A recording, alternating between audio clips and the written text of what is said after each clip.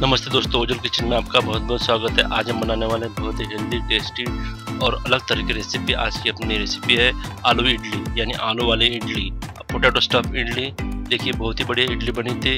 यह इडली आलू से बनी हुई थी, इसलिए सब लोगों को बहुत अच्छी पसंद आती है और आप उसको वैसे भी खा सकते हो। चलिए फिर स्टार्ट करते हैं आज की अपनी अलग तरह की रेसिपी आलू इडली। इसके लिए लगभग 4 से 6 हरी मिर्च ले लीजिए और थोड़ा सा धनिया ले लीजिए और उसको मिक्सी में से घुमा लीजिए आप। अभी हम इडली में स्टफ करने के लिए आलू की सब्जी बना रहे हैं। इसके लिए लगभग 1 चम्मच खाने का तेल ले लीजिए एक पैन में, और थोड़े से आधा चम्मच सरसों के बीज या राई और आधा चम्मच जीरा बीज ले लीजिए। उसको अच्छी तरह से फोड़ लीजिए। देखिए अच्छी तरह से फूट रहे हैं। आप यदि मेरे चैनल पर पहली बार आए, मेरा वीडियो पहली बार देख रहे हो, चैनल को लाइक कीजिए, सब्सक्राइब कीजिए, दोस्तों को शेयर कीजिए, साथ ही बेल आइकन क्लिक कीजिए ताकि कोई नई रेसिपी बनती है सबसे पहले आप तक पहुंच सके। मिर्ची और हरे धनिया की जो पेस्ट बनाई थी वो इसके अंदर डाल दीजिए और अच्छे तरह से उसको मिक्स कर लेना है, चलाना है। और लगभग आधा चम्मच हल्दी पाउडर भी इसके अंदर मिला लीजिए। उसको भी अच्छी तरह से मिक्स कर लीजिए। लगभग 4 आपको उबले हुए आलू लेना है। उसको अच्छी तरह से काट के उसके छिलके निकाल के इस तरह बारीक करके पैन में डाल दीजिए और अच्छी तरह से आप उसको मिक्स कर लीजिए। स्वाद अनुसार नमक भी मिला लीजिए। नमक से बहुत बढ़िया स्वाद आता है, बहुत बढ़िया टेस्ट लगती है सब्जी की।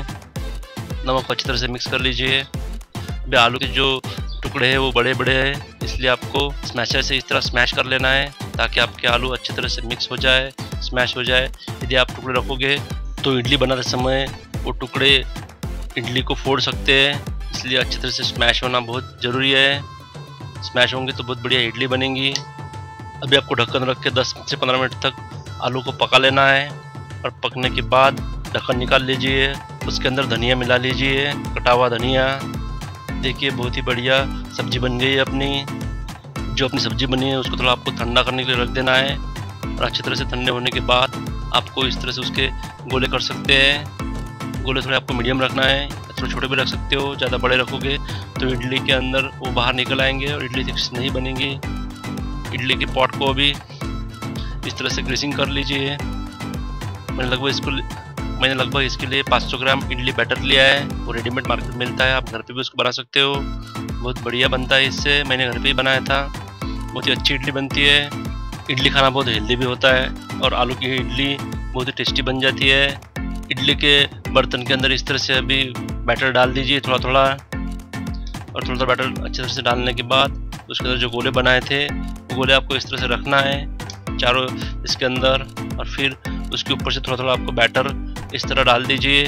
थोड़ा बैटर आपको अच्छे से उसके ऊपर लगना चाहिए। इस तरह मिक्स कर लीजिए आप कि बैटर अच्छी तरह से लगेगा तो इडली के सब साइड कवर हो जाएंगी और आपकी जो इडली बनेंगी, स्टफ इडली, बहुत बढ़िया बनेंगी, बहुत टेस्टी बनेंगी और मज़ेदार भी बनेंगी।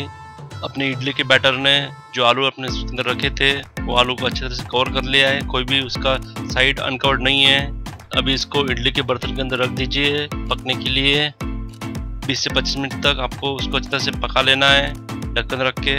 ये देखिए पका लिया है हमने। पकने के बाद अपनी इडली बन के रेडी हो गई है। स्टफ इडली बहुत ही हेल्दी होती है, टेस्टी होती है। देखिए हमने अभी एक इडली फोड़ के दिखा रहे हैं आपको हम। इसके अंदर जो आलू भरा था, स्टफ किया था, तो बहुत ही बढ़िया अच्छे से पक गया है। इडली की महक बहुत बढ़िया आई है। आप इडली को वैसे खा सकते हो, सॉस के साथ खा सकते हो। बहुत ही बढ़िया इडली बनी थी, टेस्टी डिलीशियस बनी थी। आप इस रेसिपी को ट्राई कीजिए। आपकी रेसिपी, आपकी इडली कैसे बनती है हमें कमेंट करके लिखना ना भूलिए। आपने हमारा वीडियो एंड तक देखा इसलिए आपका बहुत बहुत धन्यवाद। फिर मिलेंगे नए नए टेस्ट के साथ। तब तक के लिए bye bye, thank you, take care, happy cooking.